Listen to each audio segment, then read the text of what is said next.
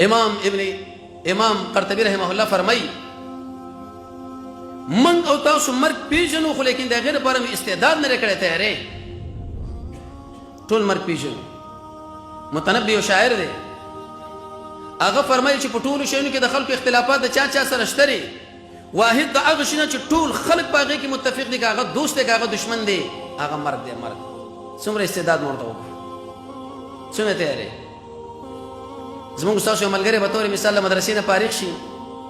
د 12 لیسې نه فارغ شي پوښتنه ترې وکړي چې اشنا څه کوي امادګي کوم امادګي سره ویلی شي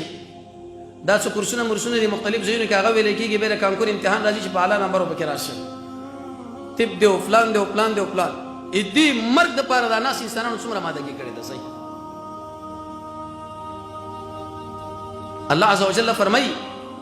جاءکم النذیر. یو تفسیر مفسرین دا کوي چې ستا مور پلار مې مړه نه کړه ستا په دې بدن مې تبه رانه وسته ستا په خوا کې ګاونډی مې تمڼ نه کړي ستا په دې ږیره کې مې سپین ویښته رانه وسته. رسول الله صلی الله علیه وسلم به ویلي وي د هغه شي ذکر بار بار کوئ چې هغه خوندونه د منځه وړي هغه مرګ دی. ته ووایه چې مرګ اول ما بیتا بې موته بیا په کور کې زموږ زنانه وو څومره غایت کړی دی او چې مړه شو قسم په الله بیا بارمان کو بیا به نه کېږي. صرفت العمر في لهو ولعب فآها ثم آها ثم آها. په دې قبرونو کې چې دا کوم خلک پراته دي قسم په الله د یوې سجدې په ارمان دي. ابو دردار رضی الله عنه به چې کله کله لاړو قبر خواله به ودرېدو قبرستان له وی ظاهري در باندې څومره خاموشي پرته ده خو لیکن لاندې دهشت دی وحشت دی غربار دی ماران دی لړمان دي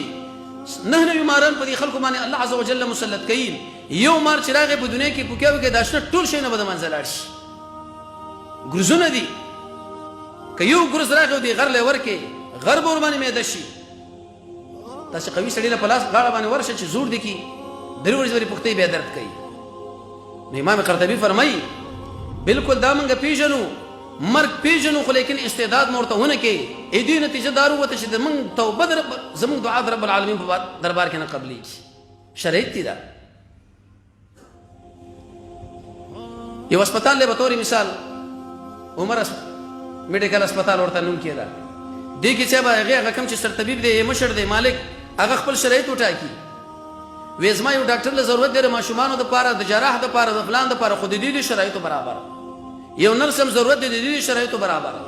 پلانې مدرسې هم د استاد ضرورت دی لیکن په دې شرایطو برابر په یو لیسه کې یو پوهنتون کې د استاد ضرورت دی په دې شرایطو برابر. دلته موږ هم دا دعا د الله دربار کې قبلېږي خو مع الشرایط